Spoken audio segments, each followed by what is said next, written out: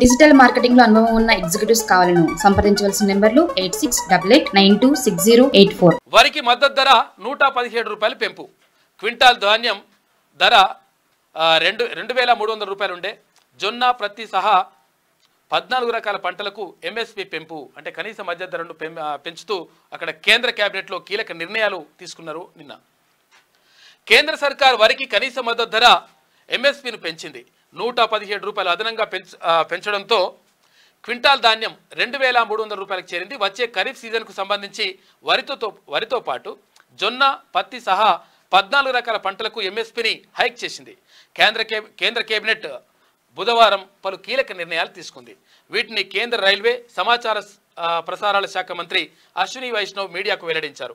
వివిధ పంటలకు మద్దతు ధర పెంపుతో కేంద్రంపై 2 లక్షల కోట్ల రూపాయల భారం పడుతుందని తెలిపారు. ప్రధాని మోడీ ఎల్లప్పుడూ రైతులకు ప్రాధాన్యమిస్తున్నారని చెప్పారు.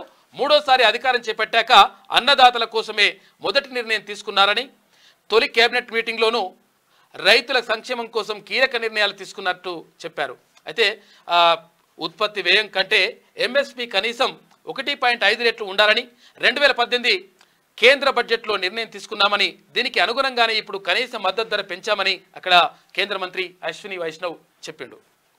ఇక వరికి మద్దతు ధర 5.35% పెంపు. ఈ సీజన్లో వరికి ఎంఎస్పిని 5.35% పెంచారు. అంటే అదనంగా 117 రూపాయలు పెంచగా క్వింటాల్కు 2300 రూపాయలు చెల్లించనున్నారు. 2013-14 మద్దతు ధరతో పోల్చితే ఇది 1310 రూపాయలు ఎక్కువ.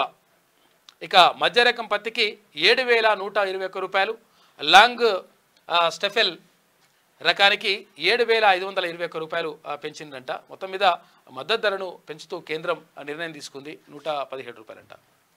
ఇక మహారాష్ట్రలోని వదావన్ వద్ద డీప్ డ్రాఫ్ట్ గ్రీన్ఫీల్డ్ పోర్ట్ అంట. తమిళనాడు, గుజరాత్ తీరాల్లో విండ్ ఎనర్జీ ప్రాజెక్టులు, వారణాసి లాల్ బహదూర్ శాస్త్రి ఎయిర్పోర్ట్ విస్తరణ, మద్దతు ధర పెంపుతో కేంద్రంపై 2 లక్షల కోట్ల రూపాయల భారం పడుతుందని చెప్పేసి కేంద్ర సమాచార శాఖ మంత్రి అశ్విని వైష్ణవ్ వెల్లడించారు. ఇవన్నీ కూడా నిన్న కేంద్ర కేబినెట్ నిర్ణయాలు తీసుకుంది. డిజిటల్ మార్కెటింగ్ లో అనుభవం ఉన్న ఎగ్జిక్యూటివ్స్ కావాలను సంప్రదించవలసిన నెంబర్లు 8688906084.